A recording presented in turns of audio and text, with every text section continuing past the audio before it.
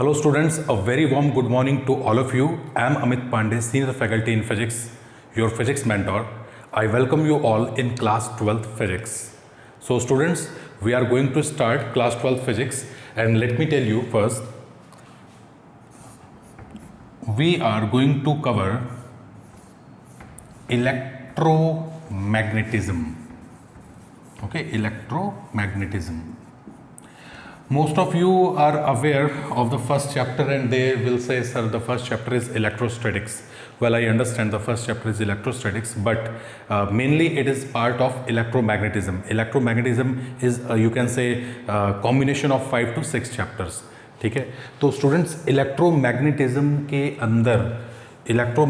के अंदर हम लोग को पढ़ना है, the first chapter will be electrostatics. This will be our first chapter. ठीक है, इसी के अंदर हमको पढ़ना है कैपेसिटर भी इसी के अंदर आने वाला है. Okay, but this will B you can से इलेक्ट्रोस्टैटिक्स एंड कैपेसिटर, बट इसके आपको आगे जो पार्ट पढ़ना है this will B current electricity. ये आपके प्लस 2 का सिलेबस है. ठीक है, करंट इलेक्ट्रिसिटी. उसके बाद में इसमें आपको पढ़ना है magnetic effect of current, MEC. उसके बाद पढ़ना है electromagnetic induction, EMI, alternating current. And apart from this आपको पढ़ना है ऑप्टिक्स, ऑल्सो कॉल्ड लाइट वाला चैप्टर जो आपने अपने 9th और 10th में पढ़ा होगा. ठीक है, आप दिमाग पे जोर डालिए. You might have studied light, the topic light, उसी का एक्सटेंडेड वर्जन है, दैट इज कॉल्ड ऑप्टिक्स. तो ऑप्टिक्स भी आपको इसमें मिलेगा. इन सब के अलावा there is very good chapter called modern physics. In modern physics you will study about atom, nucleus and radioactivity. Okay, there will be semiconductor devices. तो ये सब मिला के आपका +2 का फिजिक्स का सिलेबस है. तो मोस्ट ऑफ द पोर्शन जो है, जो आपकी एक कंप्लीट बुक है, वो इलेक्ट्रोमैग्नेटिज्म पे बेस्ड है. ठीक है ना. इसके अलावा ऑप्टिक्स है, मॉडर्न फिजिक्स है, सेमीकंडक्टर है. क्लियर. तो इसमें यस, इन इलेक्ट्रोमैग्नेटिज्म, वैसे नाम से आपको आइडिया लग रहा होगा इलेक्ट्रो है ना, एंड मैग्नेटिज्म, कुछ मैग्नेटिक वाली बात हो रही है, मतलब कुछ ऐसी ब्रांच जिसका कुछ आइडिया आपको होगा. Well, I will definitely tell you what is charge, what is electricity, I will tell you. But in 8th 9th 10th आपको थोड़ा बहुत आपने इसके बारे में पढ़ा होगा. तो हम जिस चार्ज के बारे में अभी बात करने वाले हैं, अगर वो रेस्ट पे है, the charge which is actually responsible for electricity, magnetic effect, even you can say almost all kind of things, है ना. तो अगर वो चार्ज जो है, जिसके बारे में आपको बताऊंगा, है ना, जिसके बारे में we will be having a very good discussion, वो अगर रुका हुआ है तो हमें ये पढ़ना पड़ेगा, electrostatics capacitor. And if it is moving then हमें ये पढ़ना पड़ेगा, करंट इलेक्ट्रिसिटी. क्लियर हो पा रहा है. तो आपको पता है अर्थ का भी अपना मैग्नेटिक फील्ड है ना. अभी मैंने इलेक्ट्रोस्टैटिक्स बोला, अभी मैग्नेटिक फील्ड पे भी आ गया. अर्थ का मैग्नेटिक फील्ड नहीं हो तो सन के charge particles, there are a lot of charge harmful particles which comes from sun to earth. Earth magnetic field उसको डिफ्लेक्ट कर देता है. अगर उसको डिफ्लेक्ट नहीं करेंगे तो वो चार्ज पार्टिकल सीधा अर्थ के ऊपर आ जाएंगे और यहाँ जो लाइफ है उसको डिस्ट्रॉय कर देंगे. ठीक है, तो ये कहानी बड़ी ज़बरदस्त है, बहुत कुछ है इसके अंदर. आपको बेसिक से मैं बताऊँगा. So students, let me start the very first chapter, the very first topic, So students, let's start the first chapter of class 12 physics, electrostatics. ठीक है, as the name indicates, electro stands for charge and statics means at rest. So charge at rest will be, you can say we will be dealing in electrostatics. अब students बात ये आती है कि आप पूछेंगे कि सर ये चार्ज किस चिड़िया का नाम है. तो मैं सबसे जो ज़रूरी बात है, the you can say most important concept of whole electrodynamics, of whole electrostatics, I am talking about charge. ठीक है, it may be written in capital Q, sometimes in small q. ठीक है, चार्ज है but we always use small q और you can say capital Q. Q stands for charge. ठीक है, बात क्या है, व्हाट इज़ चार्ज. बहुत बार बोला जाता है सर चार्ज है, सडनली वी गॉट चार्ज्ड, है ना, चार्ज्ड अप हो गए हम, एकदम बैटरी चार्ज हो गई, कुछ भी बोलते हैं, है ना. तो ये आता कहाँ से guys. Let me give you some examples.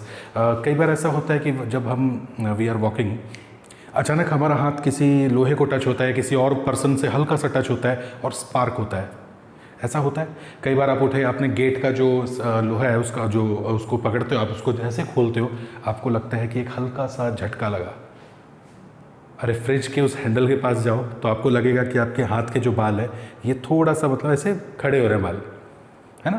तो ये चीज़ें आपने देखी होंगी। अगर ये नहीं भी देखा होगा तो शायद ये ज़रूर देखा होगा कि जब एक बहुत छोटा सा प्रैक्टिकल है कि चेयर पे बैठा दो प्लास्टिक के, पैर ऊपर करा दो और टॉवल से उसको ज़ोर ज़ोर से मारो। उसको ज़ोर ज़ोर से मारो और फिर आपको लगेगा कि यार उसको जैसे उसके नाक पे टच करोगे हल्का सा झटका लगता है। तो ये पूरी कहानी है क्या, ये पूरी कहानी क्या है, इसको हम समझते हैं अभी। तो हमारा कॉन्सेप्ट आता है पहले चार्ज। तो बच्चों पहले चार्ज को समझते हैं ना, तो इसको समझना कैसे है, इसको ऐसे समझना है। यहाँ पे ये एक बेसिक बात मैं आपको बताने जा रहा हूँ। It's not you can say related, I am not saying not related to physics, it's related to physics but you don't need to write, ये बस समझाना है आपको। So have you studied atomic structure? Atom के बारे में पता है? इस दुनिया में सबसे छोटी चीज़ क्या है? एटम। ठीक है, हालांकि एटम फर्दर उसकी बहुत स्ट्रक्चर होती है अंदर, उसमें हम लोग नहीं जा रहे हैं, लेकिन हम बात करते हैं कि हम एटम की बात कर रहे हैं। तो बच्चों हर चीज़ जो है वो किससे मिलकर बनी है? Everything is made of atoms, each and everything. ठीक है, तो एटम की अगर मैं बात करूँ तो भाई ये दिस इज एटम। बट क्या एटम में ऐसी बाउंड्री होती है क्या बाहर? एटम जिसके परमाणु की बात कर रहे हैं, क्या ऐसी बाउंड्री होती है क्या? नहीं बच्चों, इसके सेंटर में होता है न्यूक्लियस। न्यूक्लियस में होते हैं प्रोटॉन और न्यूट्रॉन, और चारों तरफ इलेक्ट्रॉन जो है वो चक्कर लगा रहे होते हैं। This is the basic of atom. भाई how will you define atom? Atom का बेसिक क्या होता है? Atom you can say it's like a family.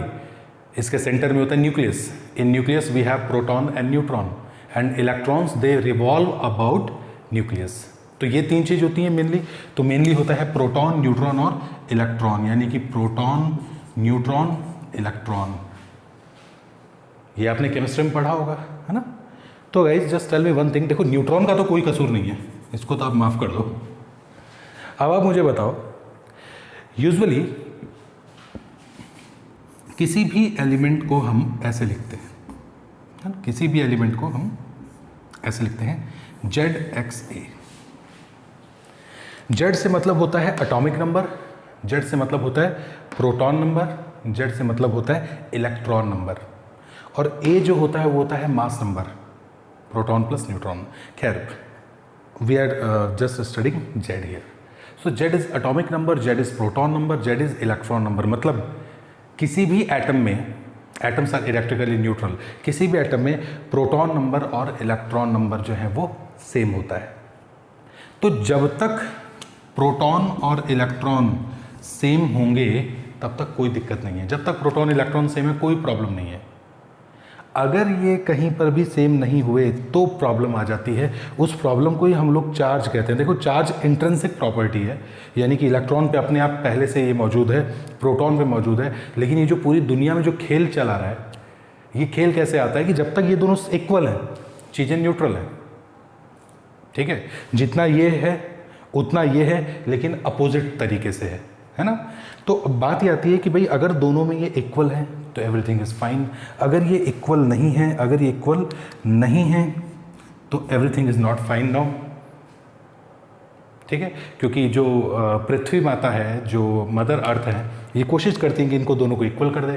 तो भाई अगर कोई चीज़ equal, if something is not equal and something else is trying to make it equal, then there will be transfer of something, है ना। कोई चीज़ मान लीजिए कहीं पर इक्वल नहीं है और मुझे उसे इक्वल बनाना है, तो मैं या तो उसमें से कुछ खींचूंगा या मैं उसको कुछ दूंगा। तो बस ये खींचने और देने में जो ट्रांसफ़र कर रहे हैं ना, बस यही सारी कहानी जुड़ी हुई है। बस यही प्रॉब्लम की जड़ है ना। तो ये जो एक्चुअली अब समझ में आ रहा है कुछ दिक्कत, कैसे दिक्कत हो रही है। तो बस ये नॉट इक्वल का साइन। अच्छा, इसमें भी प्रोटॉन का कोई कसूर नहीं है। Nuclear forces are the strongest force in nature. Nuclear forces are the strongest force in nature. तो जो न्यूक्लियस है ये इसमें प्रोटॉन है ना।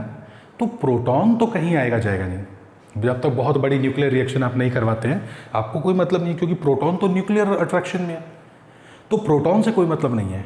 तो सब की सब प्रॉब्लम की जड़ जो है वो इलेक्ट्रॉन है हालांकि आई am not saying problem electron, because ये लाइट कनेक्शन जो मैं देख रहा हूँ, ये जो ये चल रहा है एसी और सारी चीज़ें, एसी उधर चल रहा है इधर नहीं चल रहा है, तभी पसीना आ रहा है, गर्मी बहुत ज़्यादा है।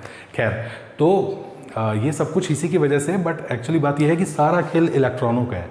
इलेक्ट्रॉन ही जाएगा, इलेक्ट्रॉन ही आएगा। वापस पूरी कहानी सुनो, है ना, just revise it once again. दुनिया में हर चीज़ एटम से बनी है। Each and everything is made of atoms, the smallest part. Every atom consist of nucleus. In nucleus we have proton and neutron, and electron are outside the nucleus and they are revolving. ठीक है, तो अब ये तो nuclear forces में इसमें bind है, तो प्रोटॉन न्यूट्रॉन तो कहीं आएगा जाएगा नहीं, तो सारा खेल जो है वो इलेक्ट्रॉन्स का है, इट डिपेंड्स ऑन इलेक्ट्रॉन्स। अब यही जाएगा यही आएगा, और इसी से सारी चीज़ें जुड़ी हुई हैं। आई होप यू अंडरस्टैंड, है ना। तो बस इसी के खेल में हम लोग को, इसी चक्कर में हम लोग को देखना है। तो अगर मैं कहीं कह दूं कि proton is more than electrons, तो you simply means I am talking about deficiency of electron. और मैं कहीं कह दूं कि electrons are more than protons, तो आप समझेंगे कि इट्स एक्सेस ऑफ इलेक्ट्रॉन्स। जब मैंने आपको कह दिया कि यार प्रोटॉन कहीं आता जाता नहीं, तो अगर इलेक्ट्रॉन ज़्यादा है तो that is quality of electron, electron की एक्सेस है। और अगर इलेक्ट्रॉन कहीं कम पड़ रहा है तो ये इलेक्ट्रॉन्स की डेफिशिएंसी है। दोनों बातों में ध्यान रखना, मैं क्रेडिट प्रोटॉन को दे ही नहीं रहा हूँ। ठीक है, suppose a body has 5 proton 4 electron, आप बोलेंगे sir number of proton is greater than electron. मैं कहूँगा ठीक है, प्रोटॉन 5 इलेक्ट्रॉन 4, तो number of proton is greater than electron. But I will say electron is in deficiency. क्यों? क्योंकि proton तो 5 का 5 ही है, इलेक्ट्रॉन 4 भी हो सकता है, 6 भी हो सकता है, 8 भी हो सकता है, 1 भी हो सकता है। समझ रहे हैं? हालांकि जो इलेक्ट्रॉन जितना नज़दीक होगा उसको निकालना उतना ही मुश्किल होगा, बिकॉज न्यूक्लियर अट्रैक्शन। तो ये सब आपने केमिस्ट्री में पढ़ा होगा। तो अब हम बात करते हैं, वापस से अब शिफ्ट हो जाते हैं चार्ज, कुछ ऐसी चीज़ जो प्रोटॉन और न्यूट्रॉन दोनों में पहले से अवेलेबल है। Well we also have further structure, quark particles पढ़े हैं, एलिमेंट्री पार्टिकल्स है, लार्ज हैड्रॉन कोलाइडर चल रहा है आजकल, बहुत कुछ चीज़ें, there are lot of elementary particles जो है वो डिस्कवर हो चुके हैं। तो बहुत सारा खोज इसमें चलता है, but just we are sticking on class 12th physics, so will be saying charge. अब यहाँ से आप डेफिनेशन लिख सकते हो, it is an intrinsic property. It is an intrinsic property. बच्चों सबसे पहले तो वर्ड इंट्रिंसिक क्या है यार, बहुत जगह आपने पढ़ा होगा, बहुत सारे लोगों ने आपको बताया होगा इंट्रिंसिक। तो ये इंट्रिंसिक, इसको थोड़ा सा साइड कर देते हैं। इंट्रिंसिक मीन्स अंदर का, inside, not extrinsic. Intrinsic property अंदर की कोई प्रॉपर्टी है। अंदर की प्रॉपर्टी मतलब जैसे मास इंट्रिंसिक है, जिसका कोई रीज़न नहीं है, जिसके अंदर आप घुस नहीं सकते आगे। तो अब इलेक्ट्रॉन, आज तक कोई ऐसा इलेक्ट्रॉन पैदा नहीं हुआ जिसके ऊपर ये प्रॉपर्टी नहीं हो, ऐसा कोई प्रोटॉन नहीं हुआ जिस पे प्रॉपर्टी नहीं हो। सो दिस इज इंट्रिंसिक प्रॉपर्टी, मतलब ये ले के पैदा होता है। Mass is intrinsic property. भाई मेरा मास आप देख रहे हो सामने, I am in front of you. अब मेरा मास इतना क्यों है, अब ओबियस सी बात है, due to a lot of diet you can say, but ये मास जो है ये इंट्रिंसिक प्रॉपर्टी है। इंट्रिंसिक, अंदर कुछ नहीं, बस मतलब ले के पैदा हुए वाली बात है। ठीक है, घटता बढ़ता रहता है। बट हाँ, इलेक्ट्रॉन और प्रोटॉन के ऊपर ये प्रॉपर्टी पहले से है। इलेक्ट्रॉन और प्रोटॉन पे घटेगा बढ़ेगा नहीं। इलेक्ट्रॉन बढ़ सकते हैं, सपोज करो इलेक्ट्रॉन के पास कुछ क्वालिटी है ना, उस क्वालिटी को मैं कम ज़्यादा नहीं कर सकता, लेकिन मुझे चाहिए कि यार वो क्वालिटी थोड़ा ज़्यादा हो जाए, तो मैं 2 इलेक्ट्रॉन ले लूँगा, 3 ले लूँगा, 4 ले लूँगा, है ना। बट पर इलेक्ट्रॉन की कैपेसिटी को नहीं बदल सकता, उसका चार्ज फिक्स है। So charge is an intrinsic property by virtue of which any body, या कुछ भी लगा लीजिए, कोई भी एलिमेंट लगो, produces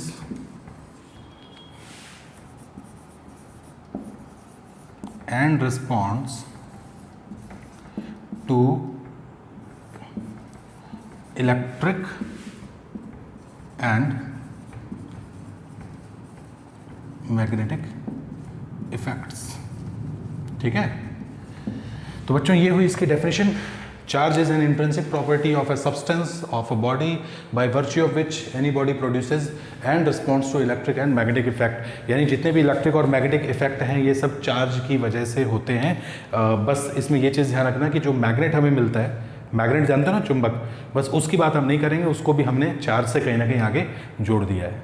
ठीक है, तो ये होता है चार्ज्ड अप, कुछ ऐसी प्रॉपर्टी जो कि इलेक्ट्रिक और मैग्नेटिक इफेक्ट आपसे प्रोड्यूस करवाए और रिस्पॉन्ड भी करवा सकता है, दैट इज कॉल्ड चार्ज। और इलेक्ट्रॉन ये चार्ज मार्केट में नहीं मिलता है, इलेक्ट्रॉन इसको लेके पैदा होता है, प्रोटॉन इसको लेके पैदा होता है। ठीक है, आप नंबर्स बढ़ा सकते हो, इलेक्ट्रॉन ज़्यादा कम कर सकते हो, पर किसी इलेक्ट्रॉन की ये क्वालिटी नहीं छीन सकते। और ये सारा खेल इलेक्ट्रॉन का, ये एसी चल रहा है, ये लाइट ऑन है, सब कुछ इलेक्ट्रॉन का खेल है। ठीक है, सो आई होप यू अंडरस्टैंड, कुछ बेसिक आपको समझ में आया। अरे चार्ज बहुत कुछ है भाई, ये बैलून को एक ले लो, अब I don't have balloon, but अगर बैलून को मैं ऐसे दीवार से चिपकाऊंगा तो it won't be sticking that, ये चिपकेगा नहीं। बट उस बैलून को इफ़ आई रब the balloon with my hairs, dry hairs, उसके बाद अगर मैं करूँगा तो हो जाएगा, करके देखना। कॉम्ब ले लो, कंघी, ड्राई हेयर्स में कंघी ऐसे कर दो, आपको लगता है ड्राई हेयर्स जो आपके एकदम ऐसे रहते हैं एकदम, अरे कई बार सर्दियों में स्वेटर उतारी होगी तो नहीं लगा कुछ, स्वेटर उतारते time there are some you can say like sparking, सर्दियों में स्वेटर उतार रहे हो तो स्पार्क हो रहा है। ठीक है, कंघी से आप पेपर के पीस को नहीं ले सकते, लेकिन कंघी को आप अपने कॉम्ब को ड्राई हेयर्स में करो, उसके बाद पेपर के पीस को चिपकाओ, वो अट्रैक्ट करेगा। तो ये चीज़ें हैं, these are some you can say effects which are happening due to transfer of charge. ठीक है, सो ये हम बहुत ही बेसिक हमारा लेक्चर है।